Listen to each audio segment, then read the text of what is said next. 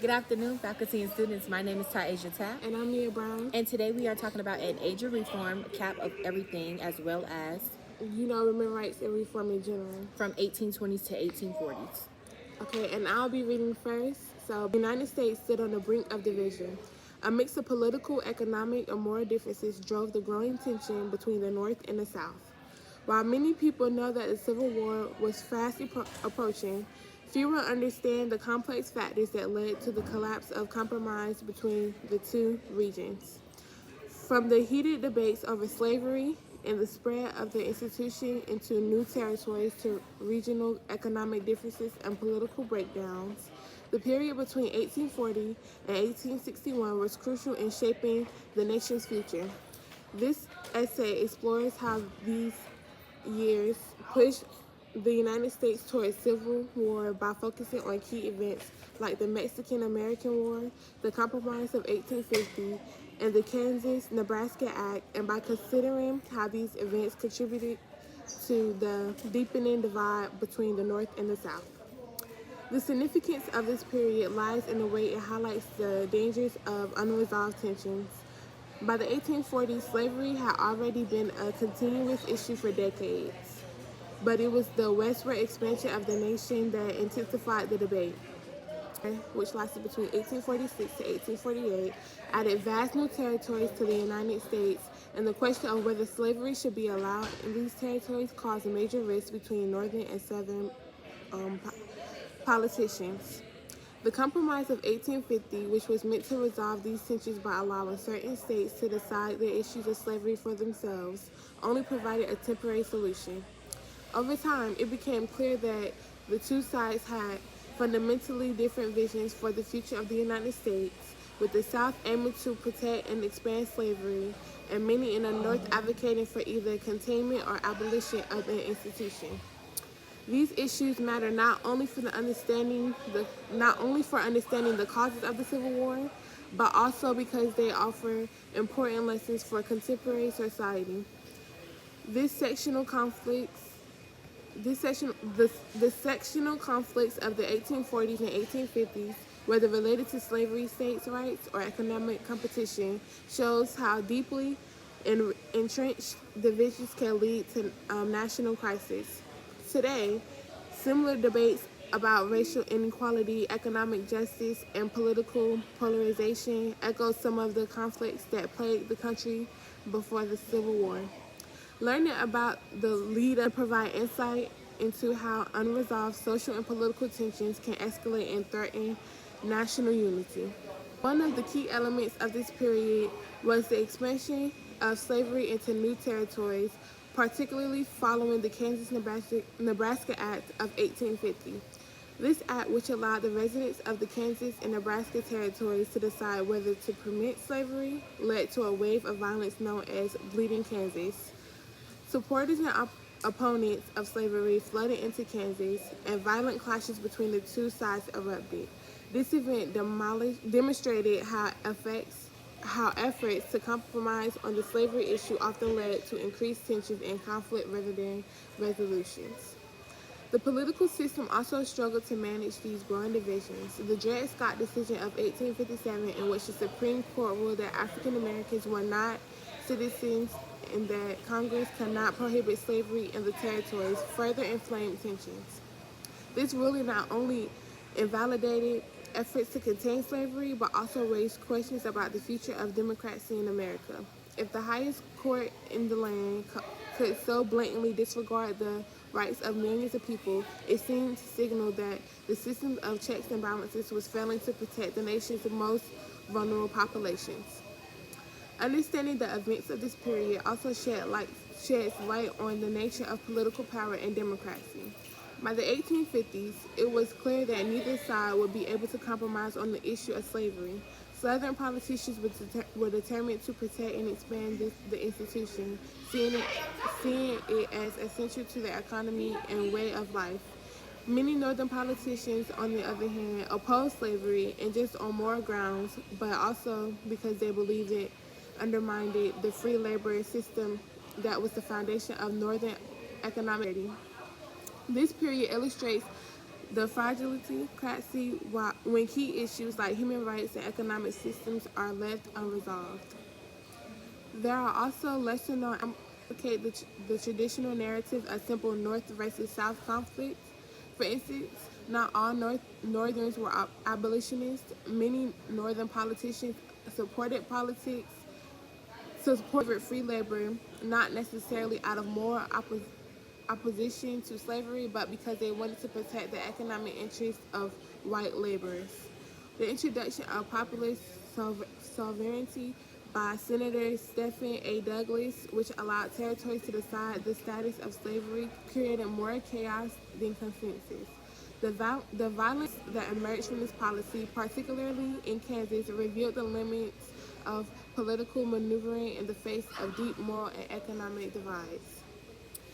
Recognizing that one of the greatest revolutionary eras in American history occurred between 1820 and 1840, motivated by the country's fast expansion and the social changes that came with industrialization, urbanization, and the rise of market economy, the United States saw the motion of social and political movements during these decades that aspired to improve society. A wide range of concerns, including women's rights, education, temperance, slavery, and moral reform was addressed by reform.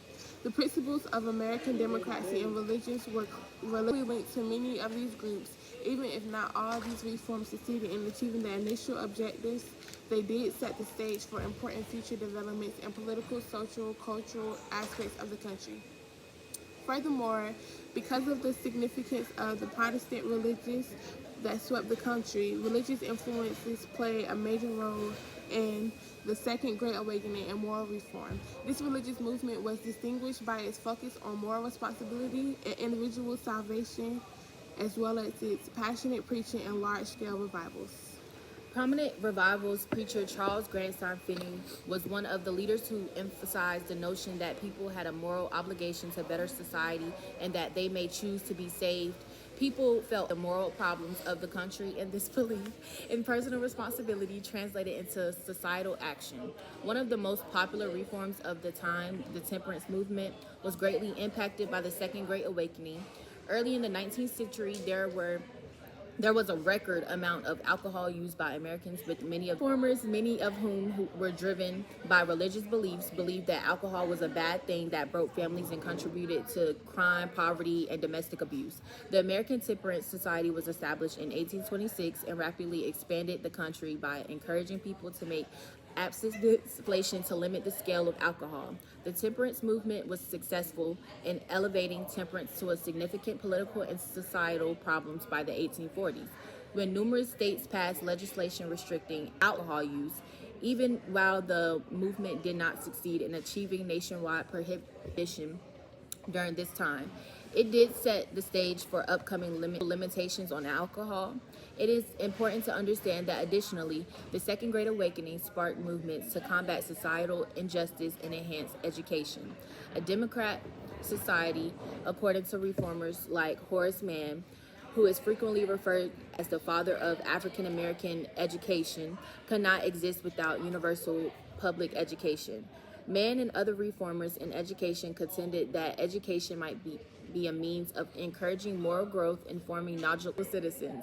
He supported more standardized educational programs, improved teachers' preparation, and mandatory education. As a result of these efforts, public schools began to develop the northern states during this century. However, educational possibilities remained limited for African Americans, women, and the poor. Nevertheless, the foundation for the nation's future public education expansions was set.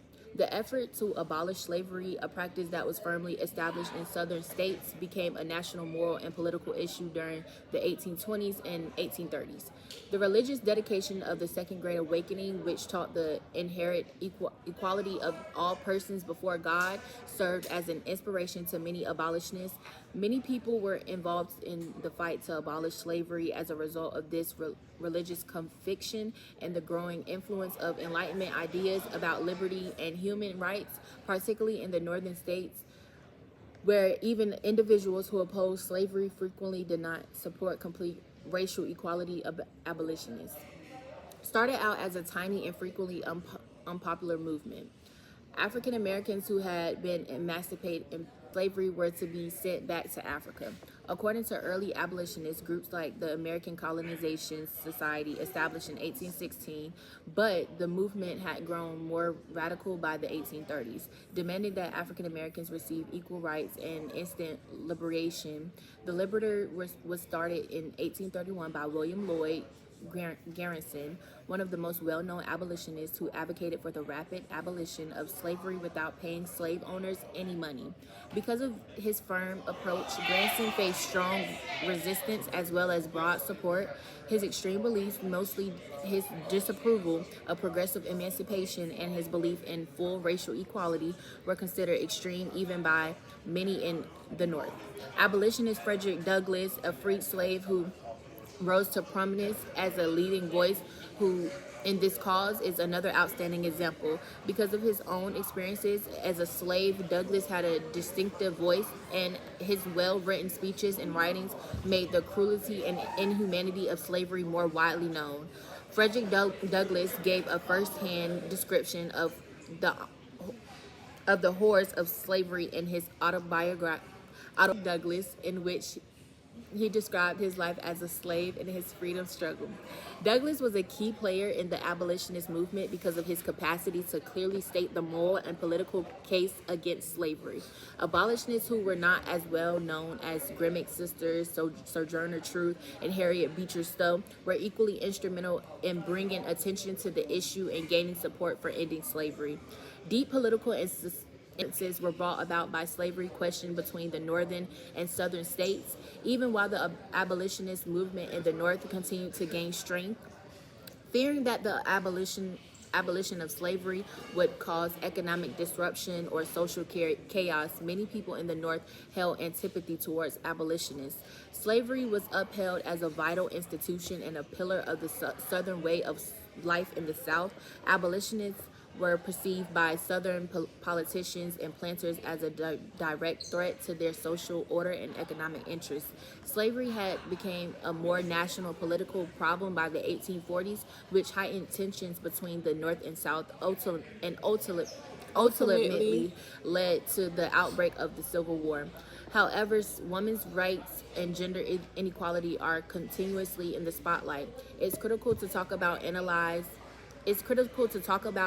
analyze and fully comprehend these topics, that every woman had the right to live her life to the fullest and to be happy. In addition to the right to the freedom and insecurity must be understood. Abolitionist and temperance movements were two of the many reform movements of the era in which women had to long been evolved. Their participation in these causes nevertheless frequently brought to attention to how limited their rights were in society. Women reformers who were first active in the abolitionist movement, such as Lucretia Mott and Elizabeth Cady Stanton, started between comparisons between the conditions of African Americans who were held in slavery and the social legal limitations that were placed on women. When Elizabeth Stanton and Lucretia Mott attended the World Anti-Slavery Convention in London in 1840, they were shocked that female delegates were barred from participating. This inclusion highlighted the inequalities women faced and inspired them to fight for women's rights. The two women became key figures in organizing the Seneca Falls Convention in New York in 1848. This event is widely considered the start of the women's rights movement in the United States. At the convention, delivered the Declaration of Sentiments, a groundbreaking document. It advocated for the equal rights for women and was modeled after the Declaration of Independence. The freedom to women was one of the most radical requests. The Declaration, Stanton and Mott's action influenced the early feminist movement. Even though it would take decades for everyone to be able to vote, the convention was a milestone for future advancements, and women's rights were made possible by the efforts of these women. In 1820s and 1840s, the movement for women's suffrage was viewed as radical.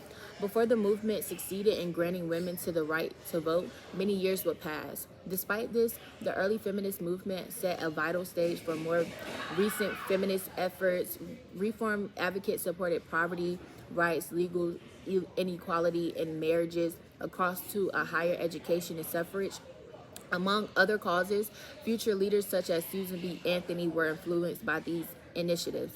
Later on in the women's suffrage movement, Anthony would rise to popularity. She became an activist and fought for women's inequality because the improvements of the previous age.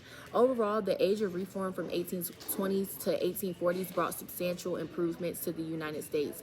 Major social, moral, and political issues like women's rights and temperance and slavery were the focus of reform efforts. The Second Great Awakening was a religious revival that placed a strong emphasis on moral responsibilities, and it had an impact on many of these groups. During this time, the abolitionist movement gained prominence as activists fought to eradicate slavery and advance human inequality. Short of their initial objectives, they cleared the path for further advancements. The achievements of abolitionism, the women's suffrage movement, and other social justice movements in the further bears witness to the influence of this era. In the end, the stage for continued attempts to build a society that is more equitable and justice. In Age of Reform, thank you guys for watching.